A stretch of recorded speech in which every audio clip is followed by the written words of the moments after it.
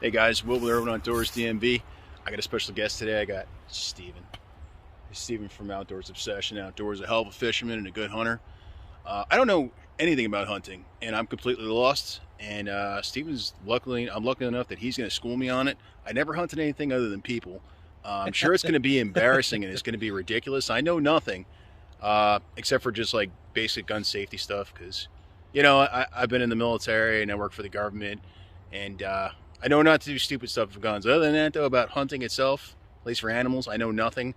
Other than I like to eat. Big fat guy from New Jersey, and I like to eat deer along with everything else. So he's going to school me. So we're going to go ahead, and we're out in Maryland somewhere, where it's an undisclosed location, and we're just going to do it. We're going to see how it goes, and we're going to try to get a deer.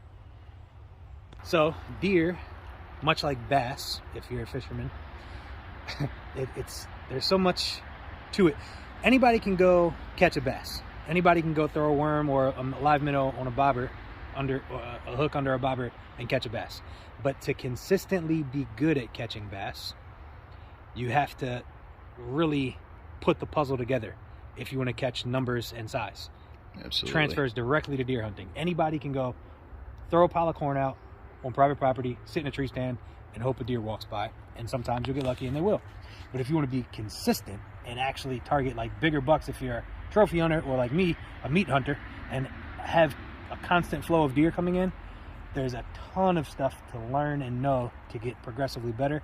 And I've been doing it now for, I don't know, over probably 2 decades. 2 decades. Over 2 decades I've been hunting, and I still learn new stuff every year.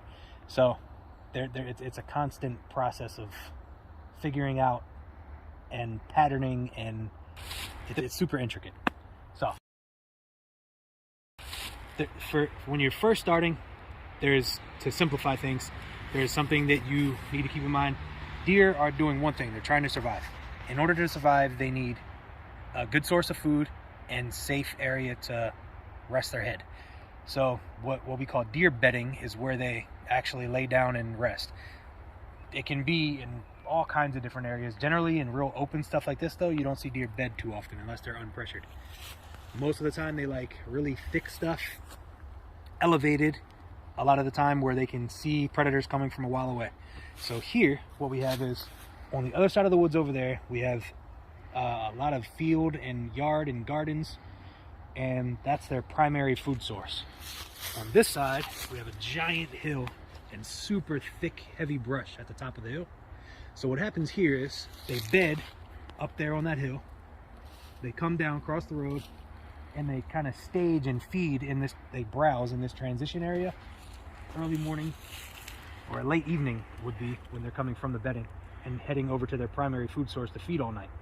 And then in the mornings, right before the sun comes up, they're going to start working their way back through this transition area and back up to their bedding on the hill. Now some of them sometimes will stop and they'll bed in this real thick undercover here, but their primary bedding and primary feeding is over there. Their secondary bedding is just sporadic. It's not something you can really rely on or count on constantly. Same as the browse and food in here. It's not something that sometimes they'll come through and hit, sometimes they won't. But you can always count on them going to primary feed and going back to primary bedding. Secondary, it's hit or miss. So that's like the simplest way to put it. And all you're trying to do is put yourself in between where the deer are going to move. So that's the simplest way you can put it. If you can understand where bedding is, where feed is, and put yourself in between, that's pretty much what you got to do. Okay. So like that's the pattern, establishing the pattern, and then are we looking to shoot them when they're eating? Is that we're looking to ambush them, or we're just gonna try to get them in between? Does it matter? Anytime you can get a shot, you take a shot. But you can either set up, like for instance, if you want to set up and catch them before they're bedding, you set up super early in the morning, most of the time, close to their bedding area. And a lot of the time, so deer will feed 5 times in a 24-hour period. So they have their main feedings, which is like around dawn and dusk, and then they have 3 other feedings that they'll get up around their bedding and kind of wander around and browse and then lay back down. So you can get close to a bedding area early in the morning and have a long sit, and have, as long as the wind is right, you can actually get almost all day shooting at deer, depending on if you're lucky enough to have them come your way. In the evenings, you're looking again at mainly setting up near, like from further away from their bedding, because you don't want to go close to it and spook them. You want to get closer to their primary food source and try to cut them off before they get there. I personally don't like shooting into a primary food source, because if you do that over and over and over, you'll pressure it and they'll start looking at that food source as a danger zone. And then they'll start only using it at nighttime or not using it at all. So you can get away with it a couple times, but the more you educate them, they're super smart, intelligent animals. So the more you educate them, the harder it is for you. So I like to catch them in transition zones in different spots as much as I can and bounce around, which complicates things a bit. But again, there's a whole, and all of this is completely subjective to the area that you're in. Like, you can't ever apply all the same exact stuff in this section of woods as you might in a section of woods a mile down the road. Everything might change. So the basic premise that we went over, catching them in between bedding and food, will stay the same. But where they're moving, how they're moving, what time they're moving, all that changes depending on pressure, mainly. And that just might be hunting pressure. It might be people walking their dogs through the woods pressure, hiking. And then you have extremes where you might have an area that's so pressured that it's not actually pressured anymore, because the deer, like if you go next to a park and the deer are used to seeing people all day, every day, like clockwork, but the people are never actually like chasing them or hunting them or bothering them, then you can almost walk right up to the deer in some of those spots, because they don't look at the people as a threat. But when you come in an area like this, where the deer aren't used to seeing people every day, they look at it like, okay, something's off, something's wrong. I don't necessarily know what it is or what's going on, but I know something is different that is not normal for this spot that I go to every day. And then the more you keep doing that, they go away. Now, I guess in theory, if you did it like year after year after year so often with a whole bunch of people, then they might start getting used to you, but you couldn't hunt them that whole time, because every time you shoot one deer that's with 3 other deer, those other 3 deer saw that other deer get shot or injured, unlikely or unfortunate case, but sometimes you injure them. And then those 3 deer that you didn't shoot, they learned something. They learned, okay, danger, So a lot to think about and put into perspective. Gotcha.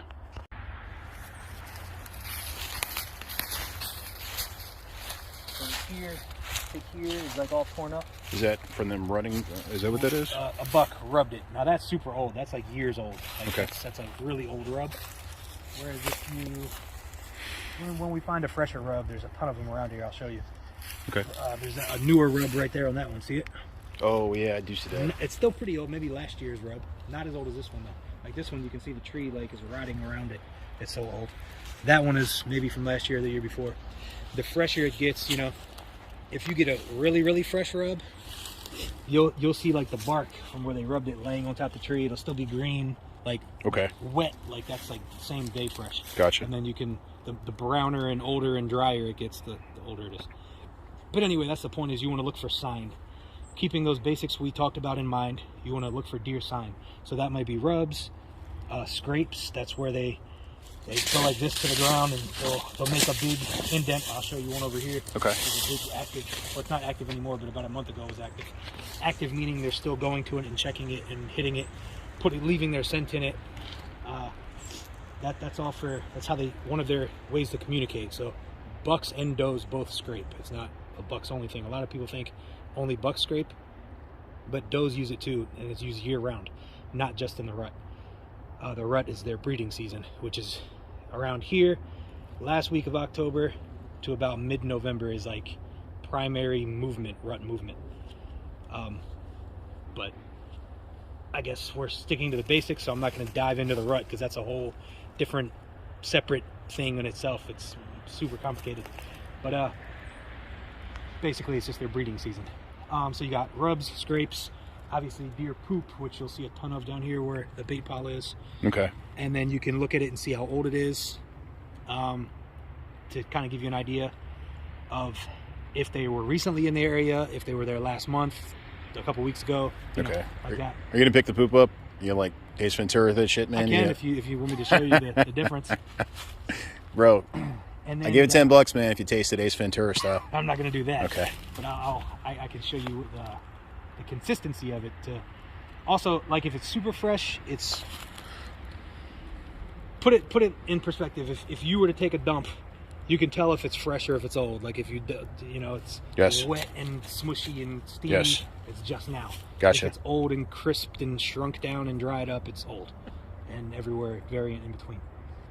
And then obviously tracks. If you have real lowland muddy areas like this with all the water in it, it's easy to find their heavy main trails, which I'll show you. Okay. So again, keeping the basics in mind, you want to get in between their bedding and their feeding. And then aside from that, in order to do that, you want to find the most condensed sign areas that you can. A little bit of sign is good. If you can combine rubs, scrapes, poop, tracks, heavy trails, like everything all in one spot, that's like a great area.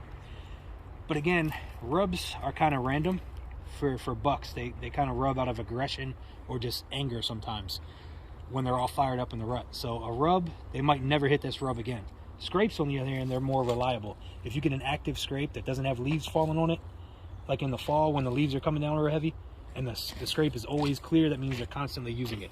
Okay. You can see the dirt and the mud, it won't be dry, it'll be fresh and kicked up. And, you can get an idea of how often they're using it and how old it is. Gotcha. But anyway, the point is, you can find a little bit of sign every now and again, like a couple rubs, and you can hunt over them and you might never see a deer. But if you find good, fresh, active sign, all condensed, you're in the money. And then that's basically the whole premise of what you're trying to do. And then the most important thing after you do all that is your wind direction. You have to know, okay, what time of the day is it? It's midday. They're most likely going to be in their bedding areas right now. And I want to catch them before they come to that primary feeding. So what I want to do is, most important thing, the wind. If you're blowing your wind from you to the bedding area where you're waiting for them to come, they're going to smell you from a quarter mile away and not come. So you have to position yourself in between, but also keep the wind in mind. You want the wind to be blowing from you the opposite way. You want them to come in with the wind, so they're not smelling you. Gotcha. So that's crucial. So, morning and evening. So right now, like we have wind that's coming. We have wind that's coming this way right now. Yeah, this way. So if the wind's coming this way, and the deer area where they're going to be is that way, we want to be back behind us, like downwind. Right. So, exactly. Okay. But so the thing is that the wind, it doesn't just like blow one direction. A lot of the time it'll swirl and blow every direction. And in that case, there's nothing you can do but hope that when they come through, it's swirling in the opposite way. Okay. Other times it's blowing heavier in one solid direction, but it doesn't, like if you look at it like in a cone, as it goes out, it spreads. It's not just going to go one way. Sure. So you kind of got to look at the cone, the invisible cone. Yeah, scent cone. And you can also kind of, there's apps you can use to check the wind direction, wind speed, and you kind of look hourly and see which way it's going to go and kind of gauge, but they're not always super accurate. Actually, a lot of the time, even the best ones aren't accurate at all. So it's tough to do. It's probably as accurate as the tide predictor. Exactly. You have to kind of feel it out as you go. In a spot like this, though, again, that's something that varies with each location. Some locations are super crucial where you have to play the wind exactly right. A spot like this, it doesn't matter as much. Only reason being is because you're hunting in such an open transition area that they can come from anywhere. There is no... The reason I set this stand here in this specific location is because, again, they bed up on that hill, and it's not just one little spot. They bed across the entire ridgeline up there. Okay. And they feed not just in one spot. They feed across the entire... there's a park right there. There's a couple big horse fields right there. And that's like hundreds of acres, maybe half a mile long. So there's not a specific point where they're coming through, which also complicates things a bit because it's harder to pattern them. But because of that, the wind isn't as much of a factor. You can sit in one spot and they might come from this way, they might come from this way, because again, they're not just in this spot specifically, they're not just coming straight from bedding to food. They're coming down here to this transition area, wandering aimlessly around almost everywhere, and then going over to the food. And in the mornings, they're coming from the food, hitting this transition, wandering all around all over the place, and then heading back up to their bedding. Gotcha. So because we're in this transition, the wind isn't as important. Again, you don't want it to be blowing like, if you're sitting here in the evening, and you know most likely they're going to be coming from wherever they're bedded, you don't want it to be blowing directly to where you think they're going to come from. But a lot of the time, even if they do come from that way, they're going to veer off to the side, come up this way, come up that way, come down this way. So it's kind of sporadic and random here, which again makes it hard to pattern them, but the wind isn't as serious.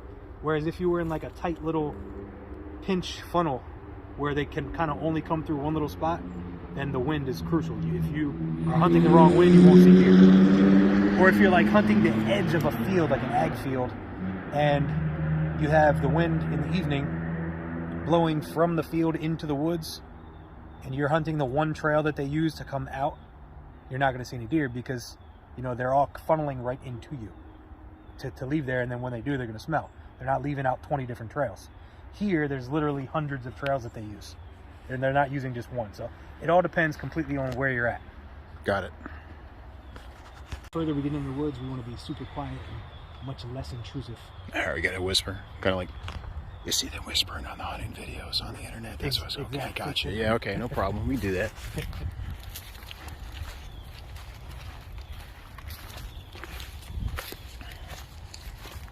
So this is all area that I see how the ground's all torn up here. Mm-hmm. That's because I've spread corn and bait, other bait. Private property in Maryland, you can bait. Okay. Public, you can't. Because this is private, I can have the luxury of throwing corn piles and stuff out here. That's awesome. See, there's still some here, a little bit, enough to bring them back this evening. So this would be a good spot to hunt this evening. Now, us walking around here with the scent, that's not going to mess them up, right?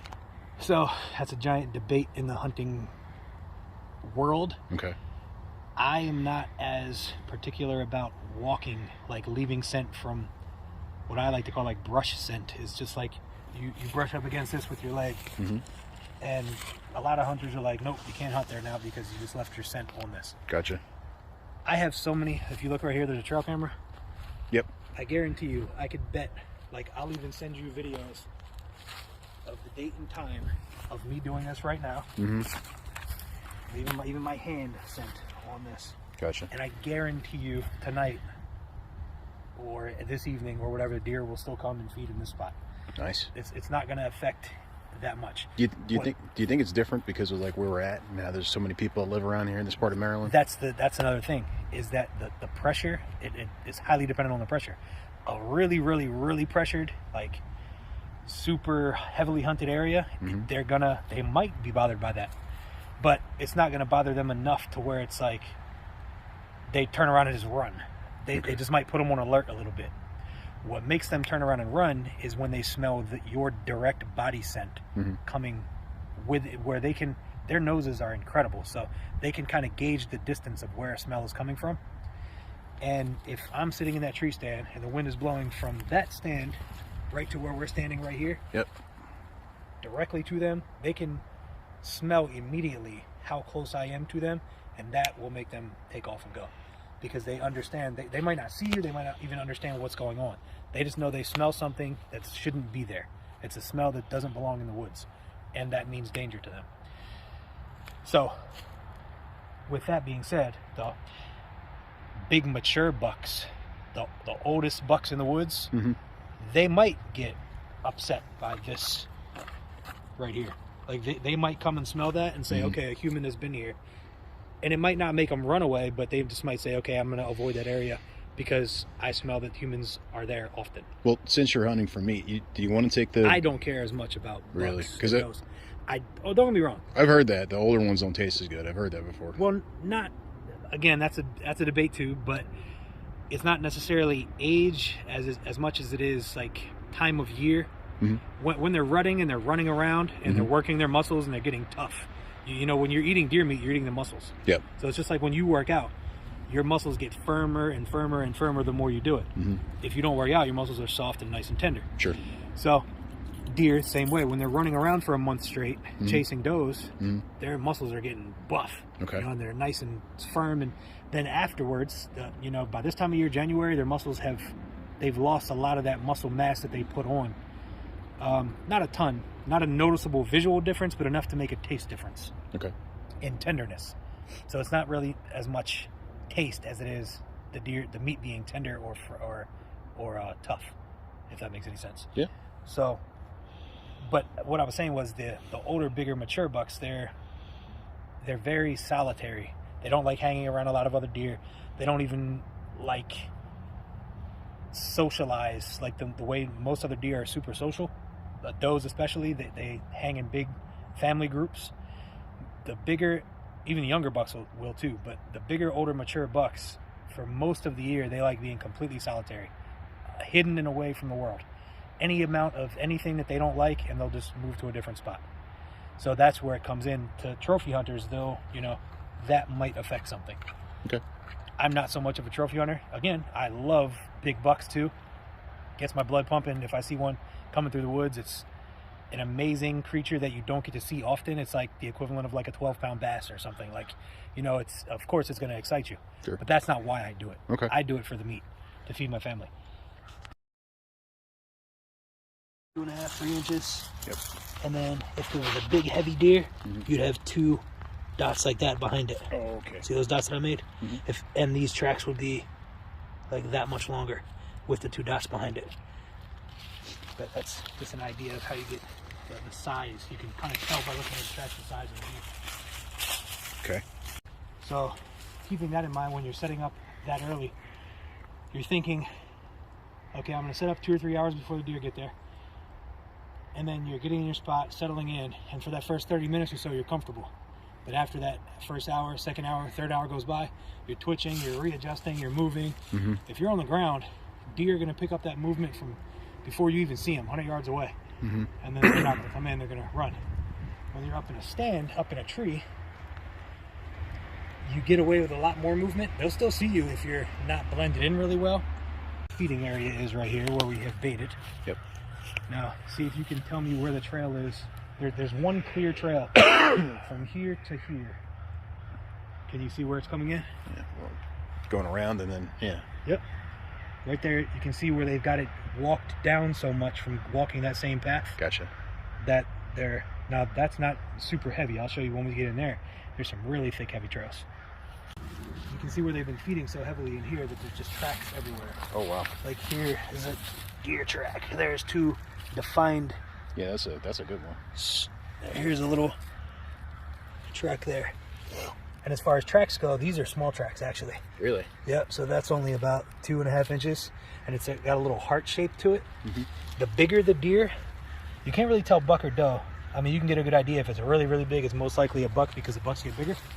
But the bigger the deer, it'll lose that heart shape, and it'll just be 2 lines. And when you get a really heavy deer, it'll be 2 lines plus 2 little dew claws that stick in behind it. Oh, wow. Yeah, that's a fresh rub? Yeah, that's super fresh. Well, not like super, super, super fresh, but you can see some of the shards that he rubbed off here are still laying on top of the leaves. Sure. That means he did it after the leaves fell. If he did it before the leaves fell, you'd have to pick the leaves up to see the pieces underneath. Gotcha. But since he did it after the leaves fell, which means November probably, just a couple months ago, he rubbed this. And you can see it's a different color than up there. Sure. But that's a good way to tell if it's before fall or after fall, if it's on top of the leaves or under the leaves. Gotcha. Now that the stand is set up and everything, like I'm saying, you have a basic knowledge of like the bare minimum basics, and then you find your sign, whether it's deer beds or poop or rubs or scrapes or trails, whatever.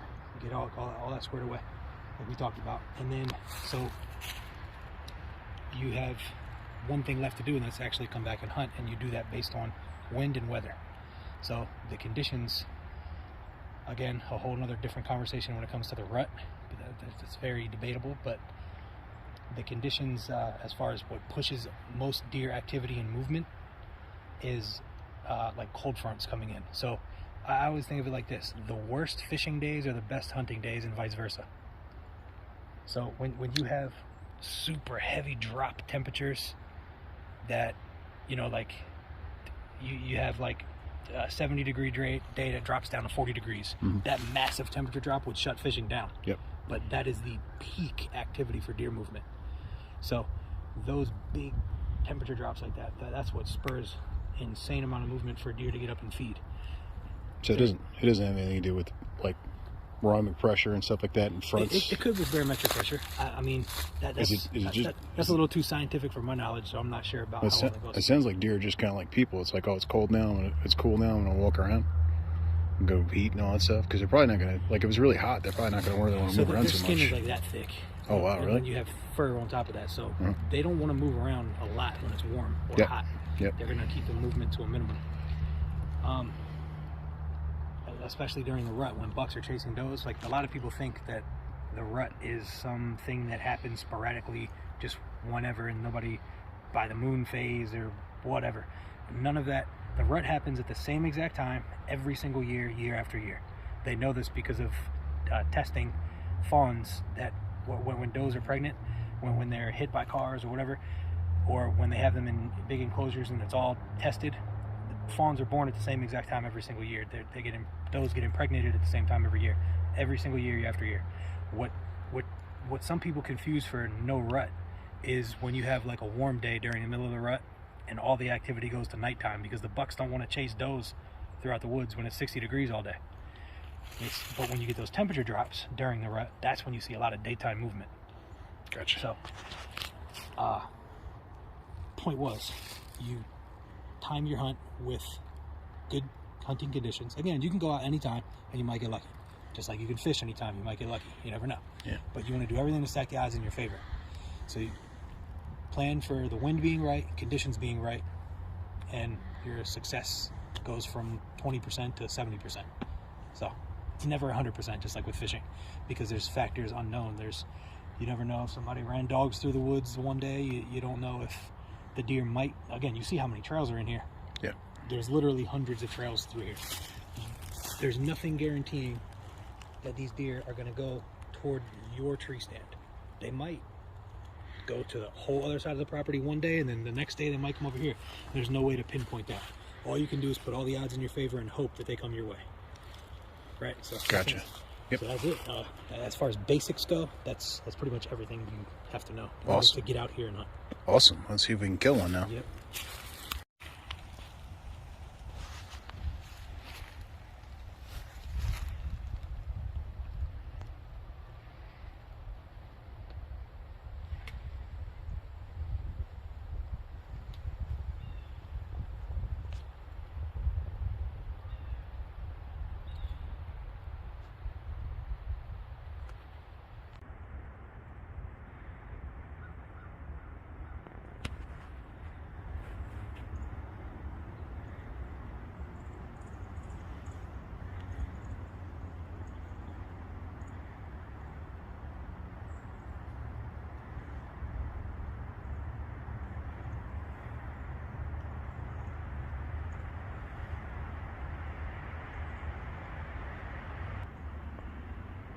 They've lived here their whole lives, and they've never seen that stand there. Now all of a sudden it's there, so they're like, what the hell's going on? Crap. If I would have seen them earlier, I could have shot when they were right here, but I didn't see them until they were already in the thick stuff, and I had no shot. Yeah. Fuck. See them up there moving away. Oh, I see him.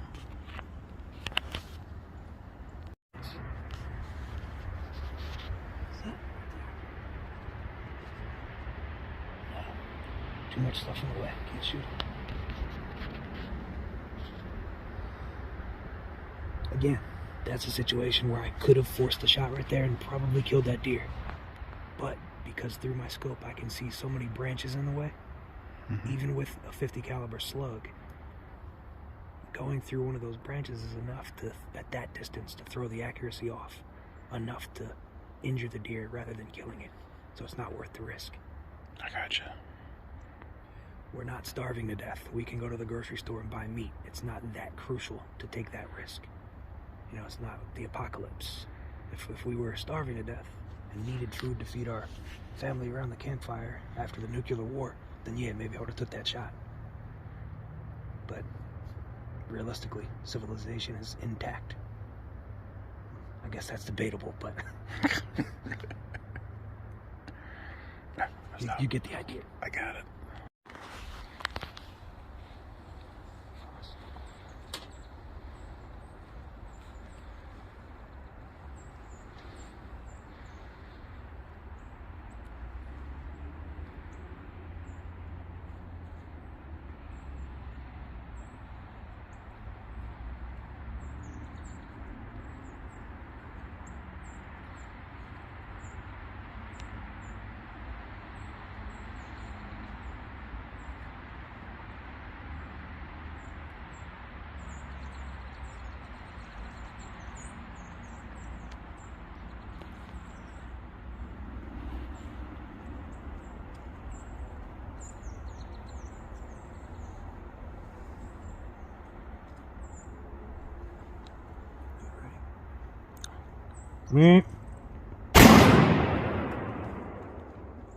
Stoned him. Fuck yeah, bro. Go.